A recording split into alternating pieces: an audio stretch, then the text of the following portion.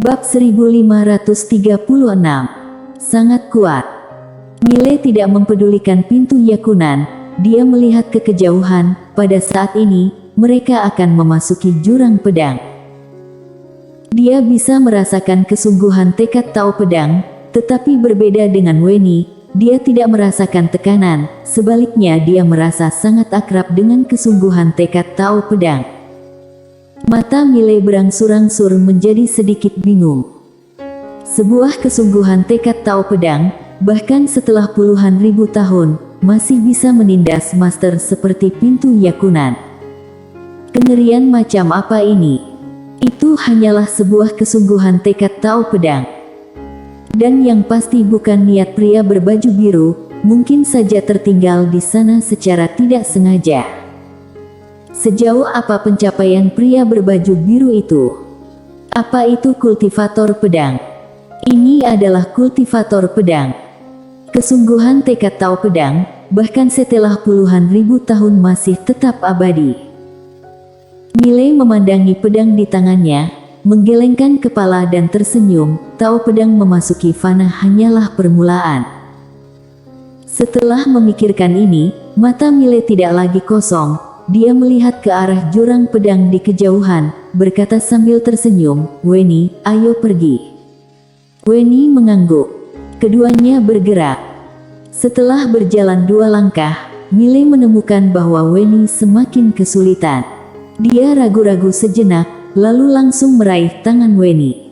Dengan tarikan ini, Weni tiba-tiba merasa terangkat, seluruh tubuhnya menjadi ringan. Kesungguhan tekad Tao Pedang hilang. Weni berbalik menatap Mile. Mile tersenyum dan berkata, "Aku tidak bermaksud sembrono." Pada saat ini, menara kecil tiba-tiba berkata, "Majikan muda, kamu bisa menggunakan jiwa pedang atau domain pedang untuk menutupi kakak Weni." Mile tanpa ekspresi, berkata dalam hati, "Kenapa banyak bicara?" Menara kecil melompat-lompat. "Majikan muda, aku mengerti. Kamu sengaja mencoba pegang tangan Kak Weni. Kamu mesum." Wajah Mile penuh garis-garis hitam.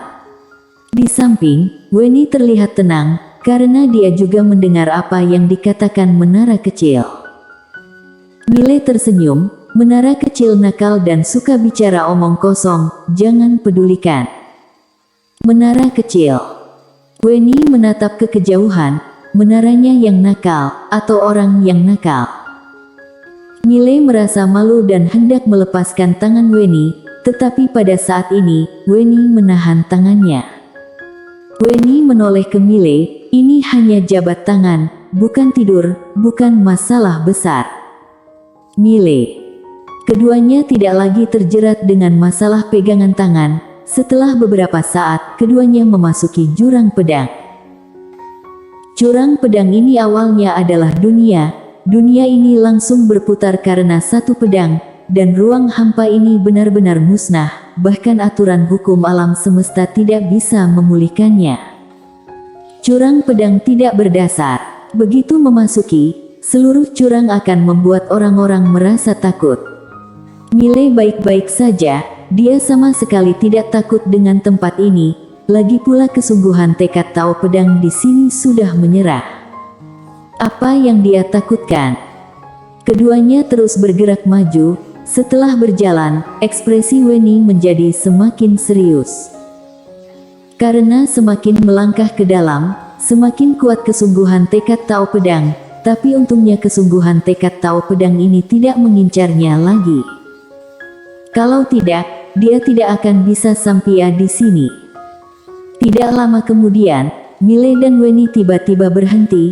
Tidak jauh di depan mereka, ada mayat seorang tetua yang mengambang di sana.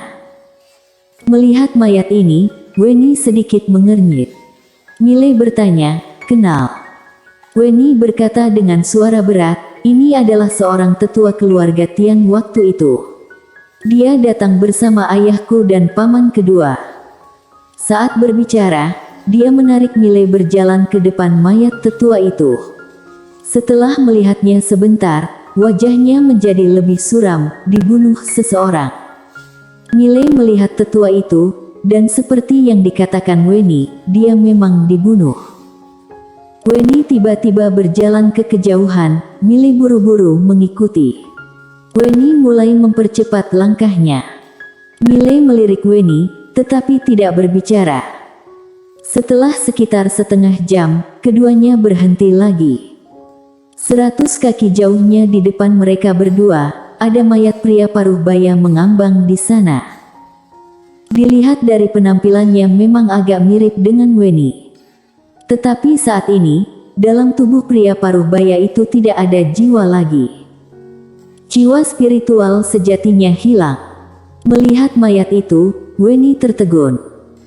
Perlahan-lahan, 2 garis cairan bening mengalir keluar dari matanya. Mile menghela nafas dalam hati, Nona Weni ini juga sangat menyedihkan. Ayahnya dibunuh, dia dipenjara, seluruh keluarganya dibantai. Jika itu dia pasti akan membantai seluruh keluarga Tian.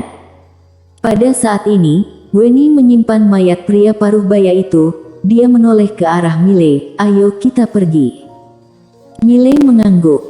Keduanya terus bergerak maju, sepanjang jalan, Weni tidak berbicara lagi. Meskipun kesungguhan tekad Tao Pedang semakin kuat, keduanya tidak terpengaruh sama sekali. Saat ini, Weni tiba-tiba berkata, aku ingin kembali menjadi kepala keluarga Tian. Mile memandang Weni, aku mendukungmu. Weni menoleh ke arah Mile, apakah kamu tidak bertanya kenapa? Mile tersenyum dan berkata, kenapa? Weni menggelengkan kepalanya dengan ekspresi rumit, bajingan kamu. Saat berbicara, dia berhenti, lalu berkata, keluarga Tian adalah usaha kerja keras seumur hidup ayahku. Jika masih hidup, dia pasti tidak akan mengubah keluarga Tian menjadi keluarga berdarah dingin. Jadi, aku ingin kembali dan jadi kepala keluarga, mengubah keluarga Tian, berharap tragedi keluargaku tidak pernah terjadi lagi. Mile mengangguk, bisa, tapi, Weni, kamu harus mengerti, yaitu kekuatan, jika tidak cukup kuat, kamu mungkin tidak bisa benar-benar menaklukkan orang-orang di keluarga Tian. Weni sedikit mengangguk, aku mengerti. Saat berbicara, dia menoleh ke arah Mile, setelah kamu keluar dari sini, apa rencanamu? Mile berpikir sejenak, lalu berkata, aku ingin kembali ke alam semesta 5 dimensi. Sudah keluar begitu lama, Kak Savera dan yang lainnya pasti khawatir. Weni bertanya, apa alam semesta 5 dimensi jauh dari sini? Mile mengangguk, sangat jauh. Jika bukan karena pintu Yakunan yang membawa dia pergi menerobos Star Territory, dia tidak akan bisa datang ke Star Territory Styx ini sama sekali. Weni tiba-tiba berkata, kamu harus berhati-hati terhadap pintu Yakunan. Mile mengangguk, aku tahu. Pintu Yakunan. Kultivator pedang tidak mungkin mengikuti dia selamanya. Dia harus menghadapi penyebab bencana. Pedang Fana. Sekarang dia sangat ingin mencapai pedang Fana, karena hanya dengan mencapai pedang Fana, barulah dia bisa melawan aturan hukum bencana. Alasan mengapa wanita ini begitu rendah hati sekarang, sepenuhnya karena kultivator pedang. Begitu kultivator pedang pergi, sekte ini pasti akan menggila. Keduanya terus bergerak maju, pada saat ini, mereka sudah masuk jauh ke dalam jurang pedang, dan Mile dapat merasakan kesungguhan tekad Tao Pedang. Dia menantikan kotak si kecil putih. Si kecil sangat eksentrik, pasti menyimpan harta karun yang bagus. Sekitar 1 jam kemudian, Mile berdua sudah mencapai titik terdalam jurang pedang. Saat mencapai titik terdalam jurang pedang, keduanya tercengang. Karena di bagian terdalam, mereka melihat seorang tetua. Ada orang hidup di sini. Tetua mengenakan jubah hitam besar, dengan tangan tersembunyi di lengan baju dan auranya sedalam laut. Pada saat ini, tetua itu juga melihat ke arah Mile berdua, ada sedikit keterkejutan di matanya. Tampak jelas, dia tidak menyangka ada orang yang bisa datang ke sini. Weni tiba-tiba berkata, "Hartono Lee." Tetua memandang Weni, sedikit keterkejutan muncul di matanya. "Gadis kecil, kamu kenal aku?"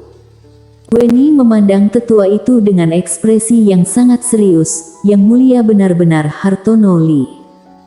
Tetua itu mengangguk, "Siapa kamu, gadis kecil?" Mile juga memandang Weni. Weni berkata dengan suara dalam, dia adalah ketua sekte suci generasi sebelumnya dan juga diakui sebagai master nomor 1 oleh orang-orang Star Territory Styx.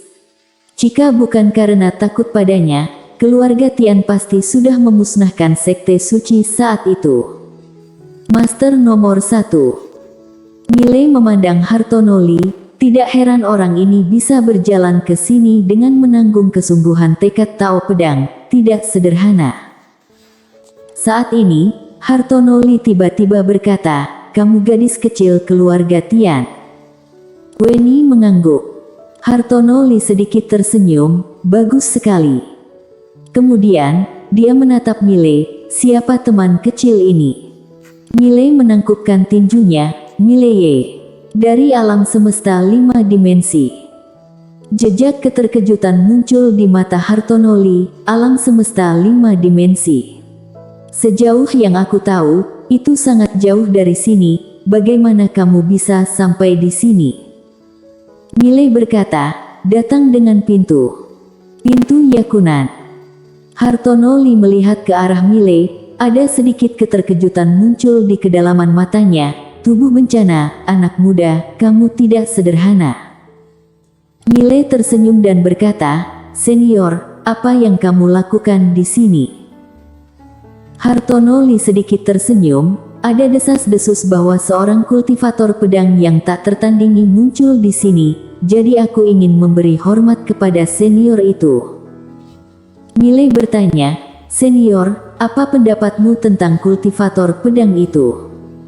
Hartono Lee melihat sekeliling dan berkata dengan ringan, "Seberkas kesungguhan tekad Tao Pedang sudah bisa menghentikan aku tertinggal jauh." Bicara tentang ini, dia sepertinya memikirkan sesuatu, tiba-tiba menatap Mile, "Teman kecil, dengan kekuatanmu, seharusnya tidak mungkin bisa sampai di sini, kenapa kamu?" Mile berkedip, "Apakah kesungguhan tekad Tao Pedang ini sangat kuat?"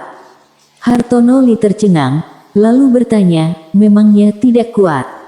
Mile berkata dengan serius, "Biasa saja." Hartono Lee. Mile menangkupkan tinjunya, "Senior, kami akan ke sana. Selamat tinggal." Setelah selesai berbicara, dia berjalan menuju kejauhan dengan Weni. Hartono Lee buru-buru berkata, "Tunggu sebentar, teman kecil."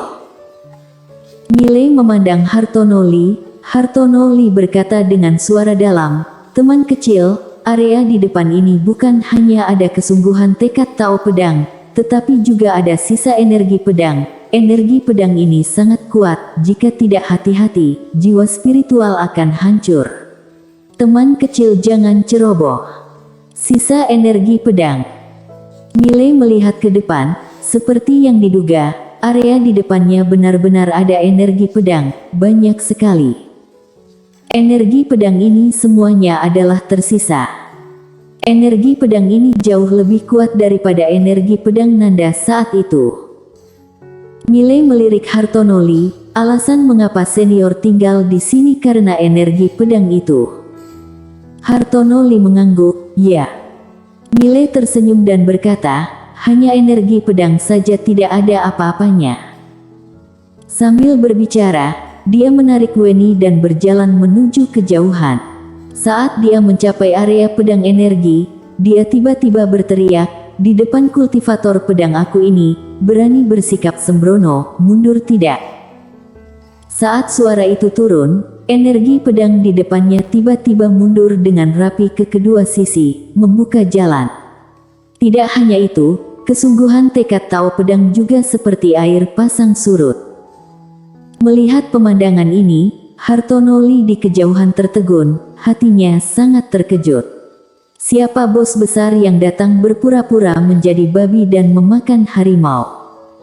Di menara penjara alam, menara kecil berkata dengan canggung, majikan muda, tindakanmu ini, aku merasa sangat canggung.